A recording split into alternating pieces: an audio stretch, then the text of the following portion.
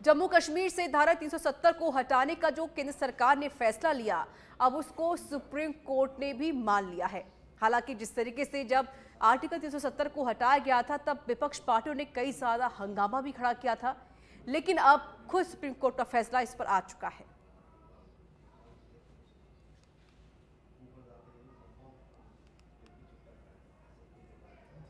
तो फिलहाल की जानकारी हम आपको दे रहे हैं। जम्मू कश्मीर से धारा 370 को हटाने का जो केंद्र सरकार ने फैसला लिया, अब उस पर सुप्रीम कोर्ट का भी फैसला सामने आ चुका है, जिसको लेकर हर जगह खुशी का भी माहौल देखा गया। रिपोर्ट देखिए।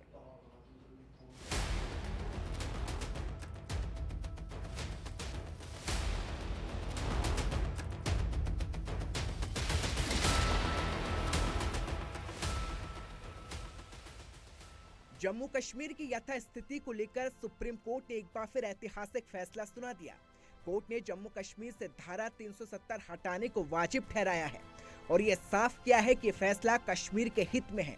कोर्ट का यह फैसला केंद्र के उस निर्णय के खिलाफ दायर की गई याचिका के खिलाफ दिया गया था, जिसमें जम्मू कश्मीर से धारा 370 हटाने का फैसला किया गया था। CJI DY चंद्रचूड़ की अध्यक्षता वाली 5 जजों की पीठ ने यह फैसला सुनाया, लेकिन इस फैसले के आने के बाद सियासी सरगर्मियां बढ़ने लगी और एक एक कर तमाम विपक्षी नेताओं ने इस फैसले पर अपनी असहमति जताई। तो दूसरी तरफ बीजेपी और उसके समर्थक पार्टी के नेताओं ने इस फैसले का स्वागत किया। प्रधानमंत्री नरेंद्र मोदी ने सोशल मीडिया प्लेटफॉर्म एक्स पर पोस्ट कर लिखा, आर्टिकल 370 हटने को लेकर सुप्रीम कोर्ट का आज का निर्णय ऐतिहासिक है, जो 5 अगस्त 2019 को संसद में लिए गए फैसले पर संवैधानिक मुहर लगाता है। इसमें जम्मू कश्मीर और लद्दाख के हमारे भाई बहनों के लिए उम्मीद, उन्नति और एकता का एक सशक्त संदेश है। माननीय कोर्ट के इस फैसले ने हमारी राष्ट्रीय एकता के मूल भाव को और मजबूत किया है, जो हर भारतवासी के लिए सर्वोपरि है। पीएम मोदी के अलावा केंद्रीय गृह मंत्री अमित शाह ने सोशल मीडिया प्लेटफॉर्म एक्स पर पोस्ट करते हुए सुप्रीम कोर्ट के इस फैसले का स्वागत किया। उन्होंने लिखा, वो आर्टिकल 370 को खत्म करने के फैसले को बरकरार रखने वाले सुप्रीम कोर्ट के फैसले का स्वागत करते हैं। 5 अगस्त 2019 को पीएम मोदी ने आर्टिकल 370 को निरस्त करने का दूरदर्शी निर्णय लिया। तब से जम्मू कश्मीर में शांति और सामान्य स्थिति लौट आई है।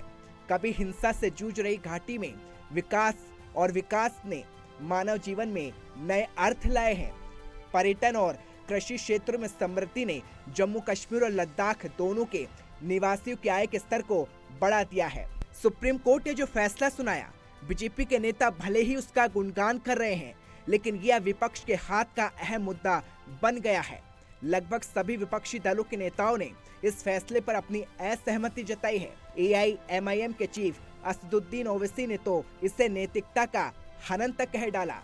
आज जो फैसला आया, हम उससे मुतमईन नहीं हैं और हमारा मानना यह है कि ये कॉन्स्टिट्यूशनल मेजॉरिटी जो लोग कह रहे हैं, अब कॉन्स्टिट्यूशनल मोरालिटी की आज जीत हुई है और मेजॉरिटी मोरालिटी की कामयाबी हुई है।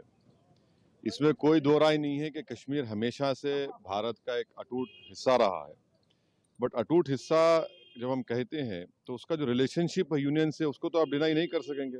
फौरी बाद स्टेटहुड देना चाहिए, तो अभी उन्होंने गुंजाइश कुछ रखी नहीं। तो आप ये कह सकते हैं कि ये जो फैसला था कोर्ट का,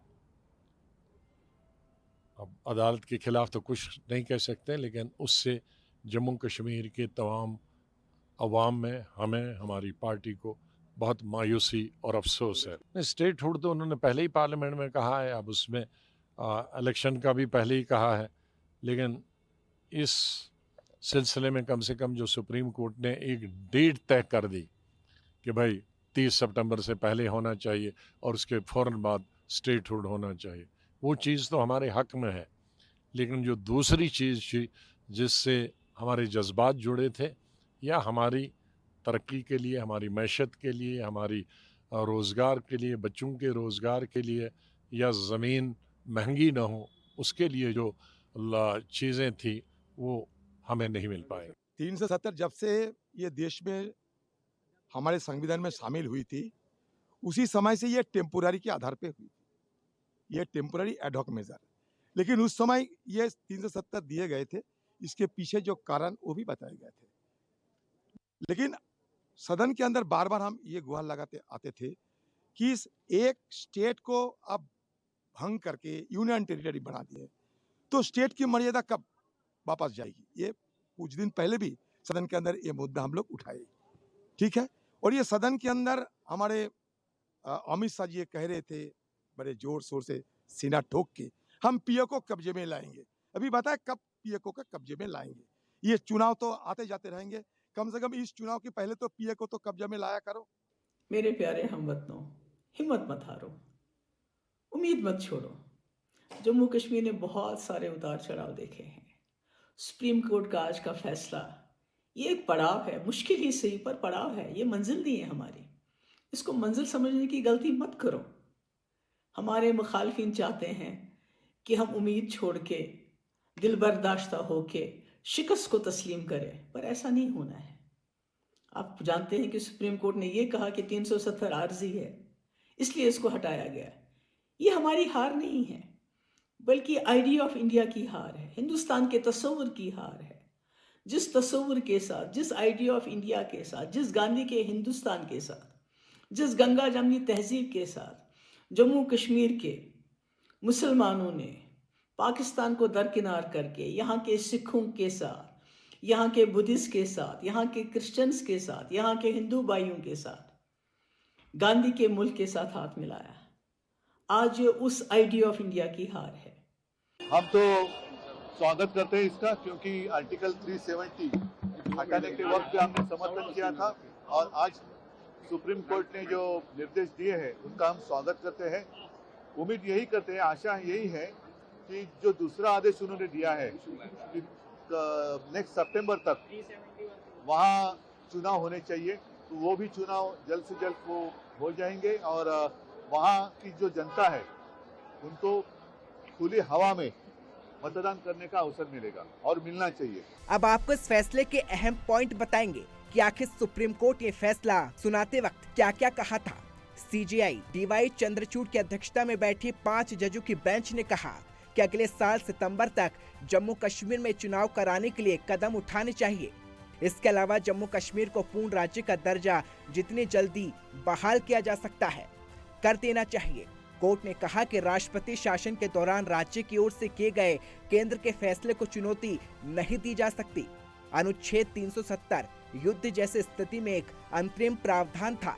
कोर्ट ने कहा कि आदेश राष्ट्रपति की शक्ति के अंतर्गत दिया गया है और लद्दाख को अलग केंद्र शासित प्रदेश बनाने का फैसला भी वैध है। भारत में विलय के बाद जम्मू कश्मीर के पास आंतरिक संप्रभुता का अधिकार नहीं है। कोर्ट ने कहा कि अनुच्छेद 1 और 370 से ये साफ होता है कि जम्मू कश्मीर भारत का अभिन्न हिस्सा है। अनुच्छेद 370 के तहत राष्ट्रपति को 370 को निष्प्रभावी करने का अधिकार है। आपको बता दें, आर्टिकल 370 को हटाने के फैसले को चुनौती देने वाली याचिकाकर्ताओं ने एक दलील ये भी दी थी कि राष्ट्रपति शासन के दौरान केंद्र सरकार राज्य की तरफ से इतना अहम फैसला नहीं ले सकती है। याचिकाकर्ताओं के आर्टिकल 370 को निरस्त करने और राज्य को 2 केंद्र शासित प्रदेशों में बांटने को रद्द करने की मांग की थी। उनका ये तर्क था कि लोगों की इच्छा के खिलाफ किया जा रहा है, लेकिन सुप्रीम कोर्ट के सामने याचिकाकर्ताओं के तर्क कुतर्क साबित हुए। अब देखना यह है कि यहाँ से शुरू हुई राजनीति कहाँ जाकर खत्म होगी। ब्यूरो रिपोर्ट, सच बेधड़क। और जम्मू कश्मीर में जिस आर्टिकल 370 की चर्चा हो रही है वो क्या है, इससे रहने से कश्मीर में क्या हालात बने थे और क्यों इसे हटाने की बात कही गई थी, और आखिर क्यों कुछ नेता इस आर्टिकल को जारी रखने के पक्ष में थे, बताएंगे पूरी इनसाइड स्टोरी इस स्पेशल रिपोर्ट में। एक नहीं, दो नहीं करो, 20 समझौते पर स्वतंत्र भारत का मस्तक नहीं झुकेगा।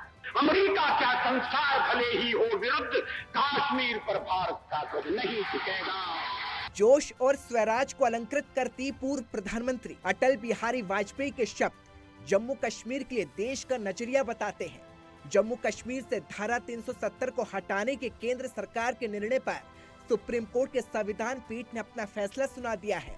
कोर्ट ने कहा कि 5 अगस्त 2019 का निर्णय वैध था। और ये जम्मू कश्मीर के एकीकरण के लिए था। बता दें 2019 में जम्मू कश्मीर को विशेष राज्य का दर्जा देने वाला अनुच्छेद 370 खत्म कर दिया गया था। सुप्रीम कोर्ट के फैसले की वजह से 4 साल बाद से धारा 370 फिर चर्चा में आ गया है और इससे पहले कोर्ट में आर्टिकल 370 हटाने को चुनौती दी गई थी और इससे जुड़ी 20 से ज्यादा याचिकाएं कोर्ट में थी, जिसको लेकर सोमवार को फैसला आया है। पहले आपको इस अनुच्छेद के बारे में बताते हैं कि आखिर क्यों इस पर हाय तौबा मची रही थी।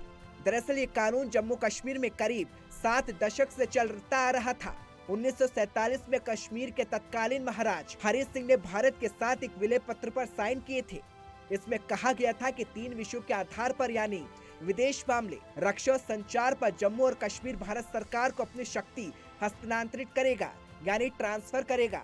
इसके बाद मार्च 1948 में महाराजा ने शेख अब्दुल्ला के साथ प्रधानमंत्री के तौर पर राज्य में एक अंतरिम सरकार नियुक्त की और फिर जुलाई 1949 में शेख अब्दुल्ला और 3 और सहयोगी भारतीय संविधान सभा में शामिल हुए और जम्मू कश्मीर की विशेष स्थिति पर बात की, जिसमें आर्टिकल 370 को अपनाया गया था। सुप्रीम कोर्ट ने जो फैसला सुनाया है उसमें आर्टिकल 1 का भी जिक्र किया गया है।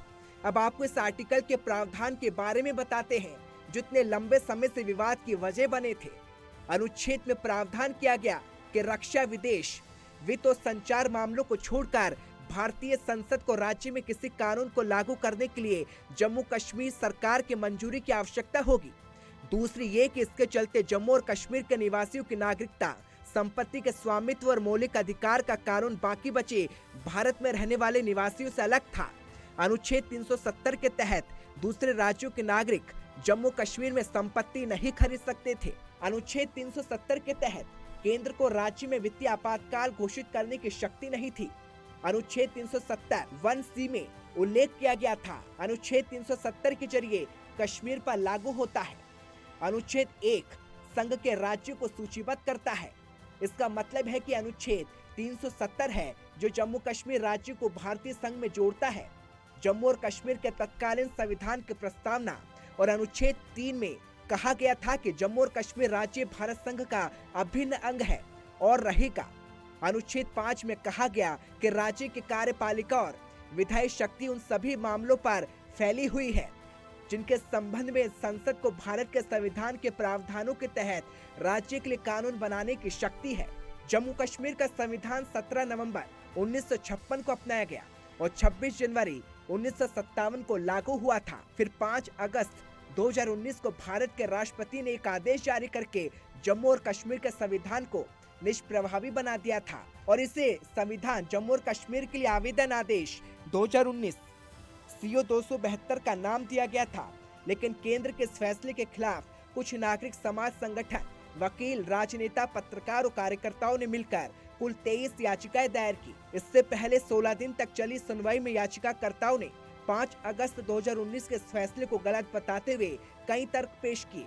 तो वहीं केंद्र सरकार ने भी सुप्रीम कोर्ट में अपने फैसले के समर्थन में संविधान से लेकर कश्मीर के इतिहास तक का जिक्र किया। इस पर सुप्रीम कोर्ट के चीफ जस्टिस DY चंद्रचूड़ की अध्यक्षता वाली 5 वरिष्ठ जजों और justice Sanjay Kishan Kaul, justice Sanjiv Khanna, justice BR Gavai और जस्टिस सूर्यकांत की बेंच ने 5 सितंबर को ही अपना फैसला सुरक्षित रख लिया था।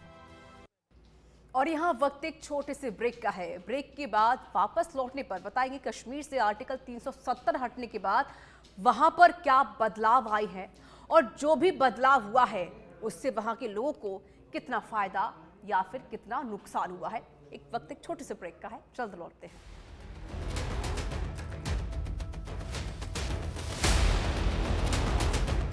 ये जो फैसला था कोर्ट का, अदालत के खिलाफ तो कुछ नहीं कह सकते, लेकिन उससे जम्मू कश्मीर के तमाम अवाम में, हमें, हमारी पार्टी को बहुत मायूसी और अफसोस है। ये एक बहुत बड़ा न्याय के साथ साथ राष्ट्रीयता का भी विषय था। जो हमारे देश के माननीय प्रधानमंत्री जी ने कहा था, एक भारत श्रेष्ठ भारत, आज उस संकल्प को भी माननीय सुप्रीम कोर्ट ऑफ इंडिया ने प्रमाणित कर दिया है।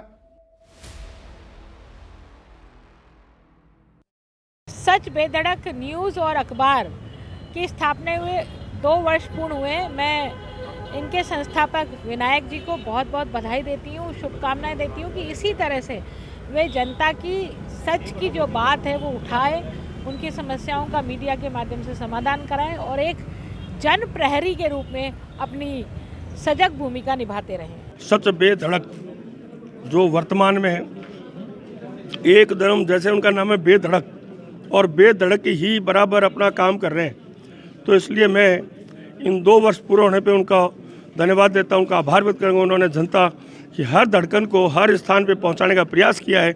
मैं उनका धन्यवाद और उनको बधाई देता हूं इस सफल कार्यक्रम के लिए। सच बेधड़क के 2 साल सफलतापूर्वक पूरे हो गए, आगे भी ऐसे ही सफलता की ऊंचाइयां छुए, ये मेरी शुभकामना है। देखिए, मुझे बहुत प्रसन्नता है कि जयपुर में जब सच बेधड़क जो हिंदी समाचार पत्र है उसने अपने सफलतापूर्वक 2 साल पूरे किए हैं।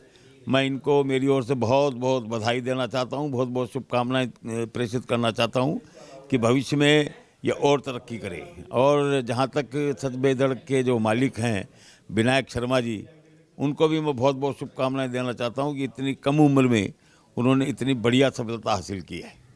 बहुत बहुत धन्यवाद।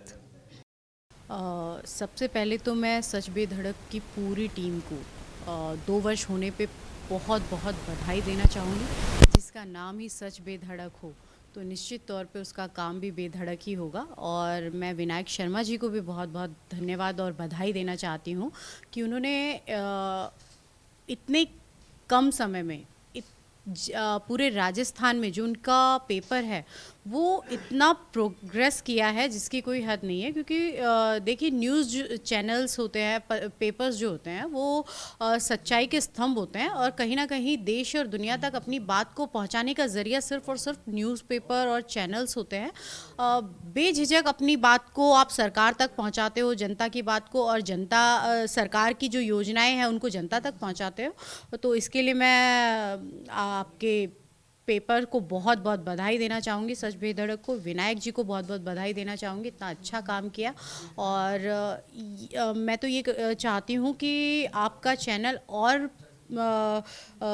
आगे बढ़े, निश्चित तौर पर जो और पेपर्स हैं उनके साथ आकर खड़ा हो, क्योंकि वो इस लेवल का पेपर है जिसको आज सब पढ़ते हैं।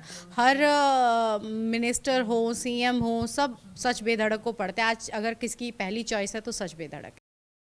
सच बेधड़क न्यूज़पेपर की सफलतापूर्वक 2 साल पूरे होने पर सच बेधड़क मीडिया ग्रुप के फाउंडर श्री विनायक जी शर्मा जी को बहुत बहुत बधाई और शुभकामनाएं देती हूँ। मैं आशा करती हूँ कि आप आगे भी समाज को इसी तरह से निष्पक्ष पत्रकारिता उपलब्ध कराते रहें।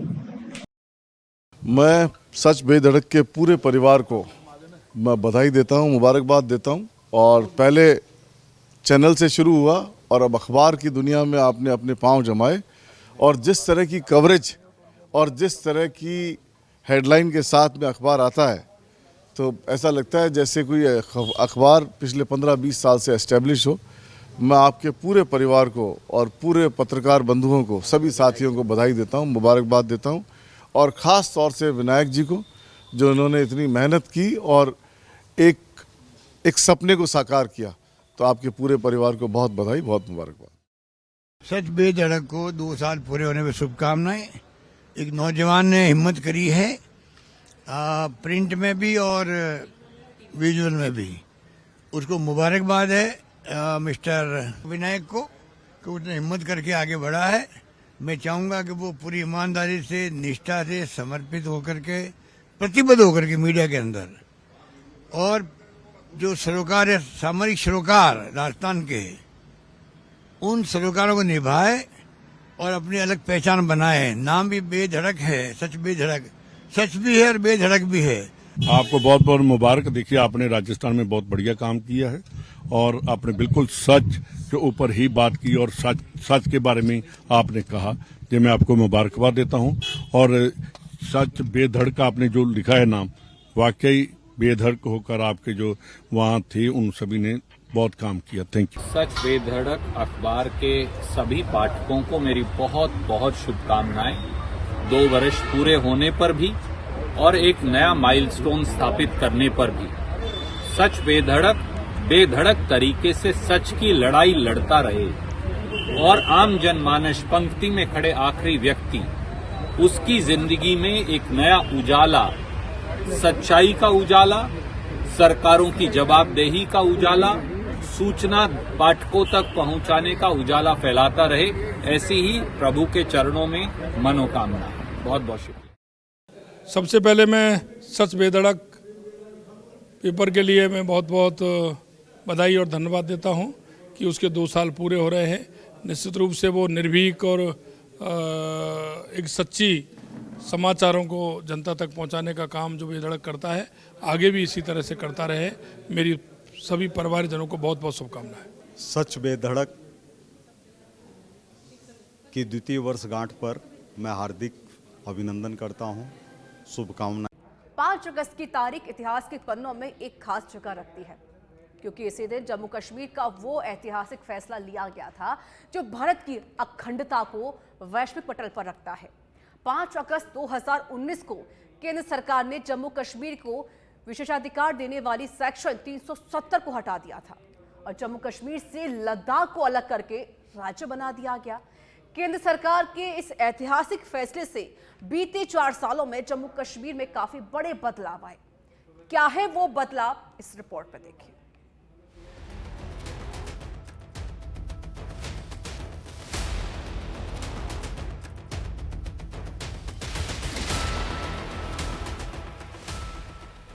अगस्त 2019 वो तारीख जिसने आर्टिकल 370 की लकीर को मिटाकर भारत के इतिहास की एक बेमिसाल गाथा लिख दी।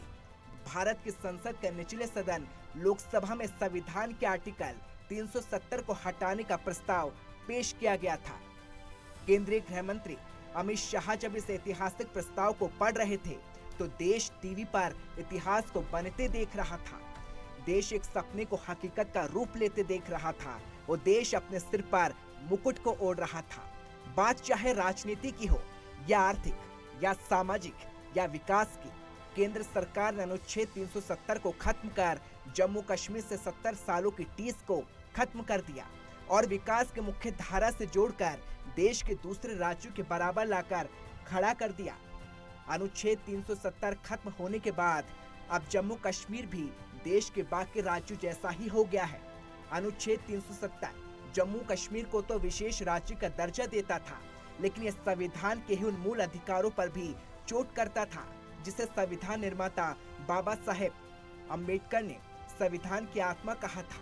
72 सालों तक जम्मू कश्मीर और देश के बीच अनुच्छेद 370 की जो फांस थी, जिसे 4 साल पहले इतिहास बना दिया और एक नए कश्मीर की कहानी लिख दी गई, क्योंकि 370 की बेड़ियों ने देश को एक देश, 2 विधान, 2 प्रधान, 2 निशान का एहसास करा दिया था।